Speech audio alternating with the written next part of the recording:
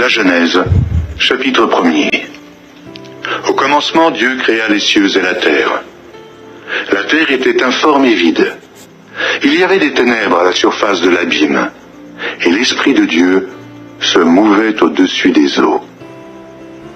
Dieu dit que la lumière soit, et la lumière fut. Dieu vit que la lumière était bonne, et Dieu sépara la lumière d'avec les ténèbres. Dieu appela la lumière jour, et il appela les ténèbres nuit. Ainsi il y eut un soir, et il y eut un matin. Ce fut le premier jour. Dieu dit qu'il y ait une étendue entre les eaux, et qu'elle sépare les eaux d'avec les eaux. Et Dieu fit l'étendue, et il sépara les eaux qui sont au-dessous de l'étendue d'avec les eaux qui sont au-dessus de l'étendue. Et cela fut ainsi. Dieu appela l'étendue ciel. Ainsi il y eut un soir, et il y eut un matin. Ce fut le second jour. Dieu dit que les eaux qui sont au-dessous du ciel se rassemblent en un seul lieu, et que le sec paraisse. Et cela fut ainsi.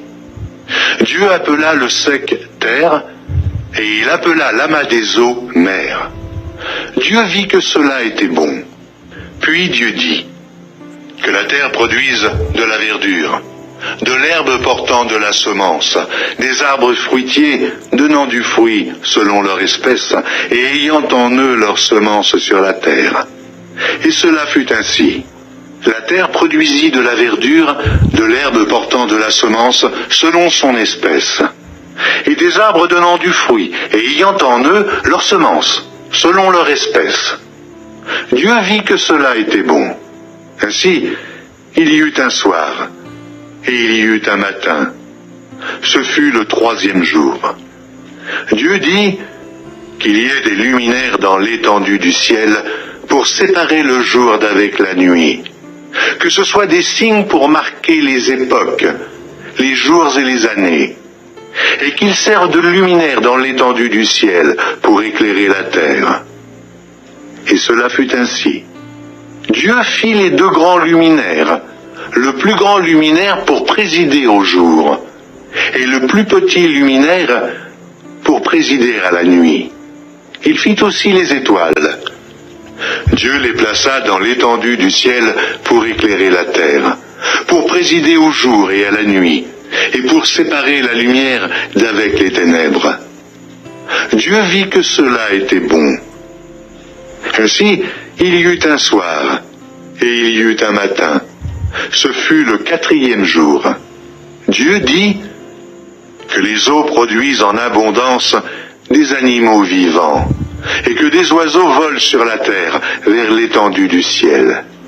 Dieu créa les grands poissons et tous les animaux vivants qui se meuvent, et que les eaux produisirent en abondance selon leur espèce. Il créa aussi tout oiseau ailé selon son espèce. Dieu vit que cela était bon. Dieu les bénit en disant « Soyez féconds, multipliez, et remplissez les eaux des mers, et que les oiseaux multiplient sur la terre. » Ainsi, il y eut un soir, et il y eut un matin. Ce fut le cinquième jour. Dieu dit que la terre produise des animaux vivants selon leur espèce, du bétail, des reptiles et des animaux terrestres selon leur espèce. Et cela fut ainsi. Dieu fit les animaux de la terre selon leur espèce, le bétail selon son espèce, et tous les reptiles de la terre selon leur espèce. Dieu vit que cela était bon. Puis Dieu dit, « Faisons l'homme à notre image, selon notre ressemblance, et qu'il domine sur les poissons de la mer, sur les oiseaux du ciel, sur le bétail, sur toute la terre, et sur tous les reptiles qui rampent sur la terre. » Dieu créa l'homme à son image. Il le créa à l'image de Dieu. Il créa l'homme et la femme. Dieu les bénit et Dieu leur dit, « Soyez féconds, multipliez, Remplissez la terre et l'assujettissez, et dominez sur les poissons de la mer, sur les oiseaux du ciel, sur tout animal qui se meut sur la terre. Et Dieu dit, voici, je vous donne toute herbe portant de la semence, et qui est à la surface de toute la terre, et tout arbre ayant en lui du fruit d'arbre, et portant de la semence. Ce sera votre nourriture. Et à tout animal de la terre, et à tout oiseau du ciel, et à tout ce qui se meut sur la terre, ayant en soi un souffle de vie, je donne toute herbe verte pour nourriture. Et cela fut ainsi. Dieu vit tout ce qu'il avait fait, et voici, cela était très bon. Ainsi il y eut un soir, il y eut un matin, ce fut le 6e jour. La Genèse, chapitre 2. Ainsi furent achevés les cieux et la terre, et toute leur armée. Dieu acheva au 7e jour son œuvre qu'il avait faite, et il se reposa au 7e jour de toute son œuvre qu'il avait faite. Dieu bénit le 7e jour, et il le sanctifia, parce qu'en ce jour, il se reposa de toute son œuvre qu'il avait créée en la faisant. Voici les origines des cieux et de la terre quand ils furent créés. Lorsque l'Éternel Dieu fit une terre et des cieux, aucun arbuste des champs n'était encore sur la terre, et aucune herbe des champs ne germait encore, car l'Éternel Dieu n'avait pas fait pleuvoir sur la terre, et il n'y avait point d'homme pour cultiver le sol. Mais une vapeur s'éleva de la terre et arrosa toute la surface du sol. L'Éternel Dieu forma l'homme de la poussière de la terre. Il souffla dans ses narines un souffle de vie, et l'homme devint un être vivant. Puis l'Éternel Dieu planta un jardin en Éden du côté de l'Orient, et il y mit l'homme qu'il avait formé. L'Éternel Dieu fit pousser du sol des arbres de toute espèce, agréables à voir et bons à manger, et l'arbre de la vie au milieu du jardin, et l'arbre de la connaissance du bien et du mal. Un fleuve sortait d'Éden pour arroser le jardin, et de là, il se divisait en 4 bras. Le nom du premier est Pichon. C'est celui qui entoure tout le pays de Havila où se trouve l'or. L'or de ce pays est pur. On y trouve aussi le bdolium et la pierre d'onyx. Le nom du second fleuve est Guillon. C'est celui qui entoure tout le pays de Cush. Le nom du troisième est Hidékel. C'est celui qui coule à l'orient de la Syrie. Le 4e fleuve, c'est l'Euphrate. L'Éternel Dieu prit l'homme et le plaça dans le jardin d'Éden pour le cultiver et pour le garder. L'Éternel Dieu donna cet ordre à l'homme.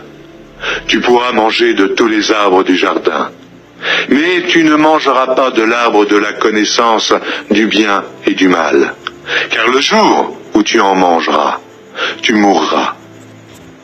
L'Éternel Dieu dit, il n'est pas bon que l'homme soit seul. Je lui ferai une aide semblable à lui. L'Éternel Dieu forma de la terre tous les animaux des champs et tous les oiseaux du ciel, et il les fit venir vers l'homme pour voir comment il les appellerait, et afin que tout être vivant portât le nom que lui donnerait l'homme. Et l'homme donna des noms à tout le bétail, aux oiseaux du ciel et à tous les animaux des champs. Mais pour l'homme, il ne trouva point d'aide semblable à lui. Alors l'Éternel Dieu fit tomber un profond sommeil sur l'homme qui s'endormit. Il prit une de ses côtes et referma la chair à sa place. L'Éternel Dieu forma une femme de la côte qu'il avait prise de l'homme, et il l'amena vers l'homme. Et l'homme dit, voici cette fois celle qui est os de mes os et chair de ma chair. On l'appellera femme, parce qu'elle a été prise de l'homme. C'est pourquoi l'homme quittera son père et sa mère et s'attachera à sa femme, et ils deviendront une seule chair. L'homme et sa femme étaient tous deux nus, et ils n'en avaient point honte. La Genèse, chapitre 3. Le serpent était le plus rusé de tous les animaux des champs que l'Éternel Dieu avait fait.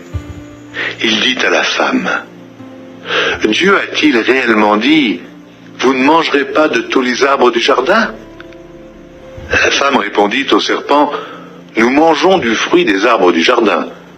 Mais quant au fruit de l'arbre qui est au milieu du jardin, Dieu a dit, vous n'en mangerez point et vous n'y toucherez point, de peur que vous ne mouriez. » Alors le serpent dit à la femme, « Vous ne mourrez point.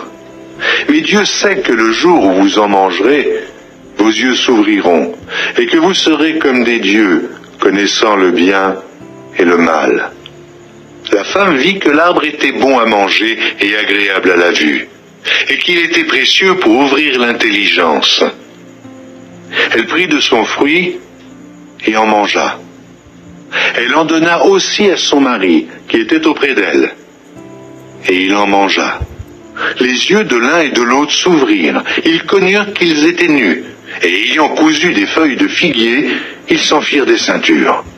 Alors ils entendirent la voix de l'Éternel Dieu qui parcourait le jardin vers le soir, et l'homme et sa femme se cachèrent, loin de la face de l'Éternel Dieu, au milieu des arbres du jardin.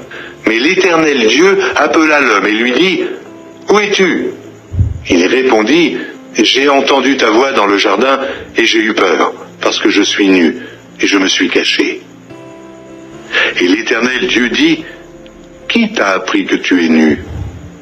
Est-ce que tu as mangé de l'arbre dont je t'avais défendu de manger ?» L'homme répondit, « La femme que tu as mise auprès de moi m'a donné de l'arbre, et j'en ai mangé. » Et l'Éternel Dieu dit à la femme, « Pourquoi tu fais cela ?»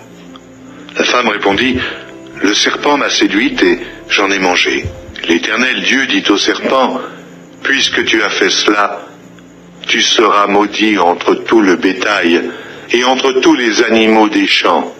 Tu marcheras sur ton ventre, et tu mangeras de la poussière tous les jours de ta vie. Je mettrai inimitié entre toi et la femme, entre ta postérité et sa postérité. Celle-ci t'écrasera la tête, et tu lui blesseras le talon. Il dit à la femme, j'augmenterai la souffrance de tes grossesses. Tu enfanteras avec douleur, et tes désirs se porteront vers ton mari, mais il dominera sur toi. Il dit à l'homme, puisque tu as écouté la voix de ta femme, et que tu as mangé de l'arbre au sujet duquel je t'avais donné cet ordre, tu n'en mangeras point, le sol sera maudit à cause de toi. C'est à force de peine que tu en tireras ta nourriture tous les jours de ta vie. Il te produira des épines et des ronces, et tu mangeras de l'herbe des champs. C'est à la sueur de ton visage que tu mangeras du pain, jusqu'à ce que tu retournes dans la terre d'où tu as été pris, car tu es poussière, et tu retourneras dans la poussière. Adam donna à sa femme le nom d'Ève, car elle a été la mère de tous les vivants. L'Éternel Dieu fit à Adam et à sa femme des habits de peau, et il les en revêtit. L'Éternel Dieu dit, voici, l'homme est devenu comme l'un de nous, pour la connaissance du bien et du mal. Empêchons-le maintenant d'avancer sa main, de prendre de l'arbre de vie, d'en manger, et de vivre éternellement. Et l'Éternel Dieu le chassa du jardin d'Éden, pour qu'il cultivât la terre, d'où il avait été pris. C'est ainsi qu'il chassa Adam. Et il mit à l'orient du jardin d'Éden les chérubins qui agitent une épée flamboyante pour garder le chemin de l'arbre de vie.